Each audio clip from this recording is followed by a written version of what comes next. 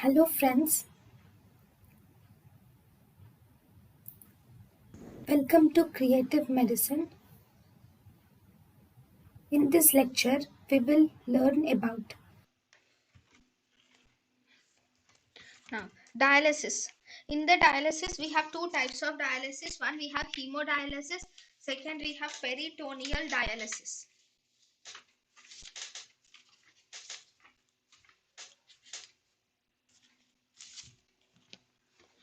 Okay, hemodialysis. In hemodialysis, first, in the dialysis, we have hemodialysis and peritoneal dialysis. First, in the hemodialysis. Hemodialysis, the patient uh, blood is taken, and this blood, blood is taken first through the hand. Actually, in the hemodialysis, we have to create a fistula, is arteriovenous fistula is created in the cubital fossa. And when the arteriovenous fistula is created, that is connecting the cephalic vein with the brachial artery, you will make a fistula in the cubital fossa. And through this fistula, or anywhere you can create, either in the cubital fossa or in the arm, anywhere we can create this fistula.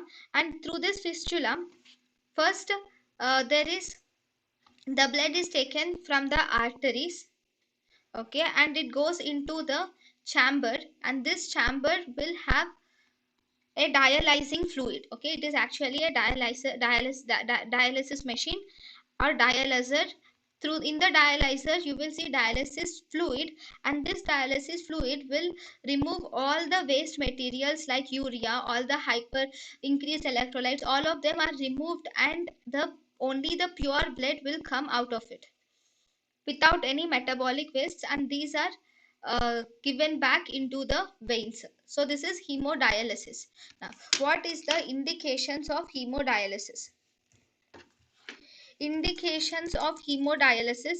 Hemodialysis is mainly done in conditions where in acute renal failure, it is done in acute renal failure, or in toxins, especially in the presence of methanol poisoning, we do the hemodialysis.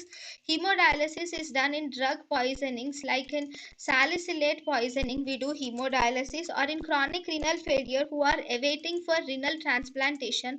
In them, as a temporary measure, we can do hemodialysis. Hemodialysis can be used for toxin removal, but there are some important drugs where hemodialysis cannot be done. Like dialysis is not effective in the following is not effective in the following poisons. So dialysis is not effective in uh, barbiturate. First, in digoxin poisoning.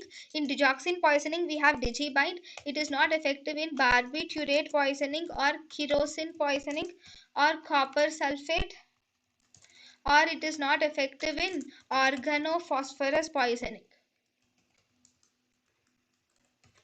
So dialysis is not effective in digoxin poisoning, barbiturates, kerosene poisoning, or copper sulfate, or in organophosphorus poisoning.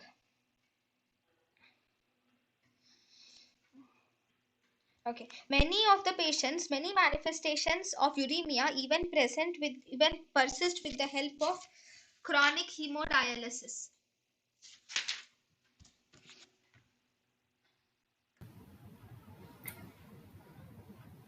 thank you and thank you for watching.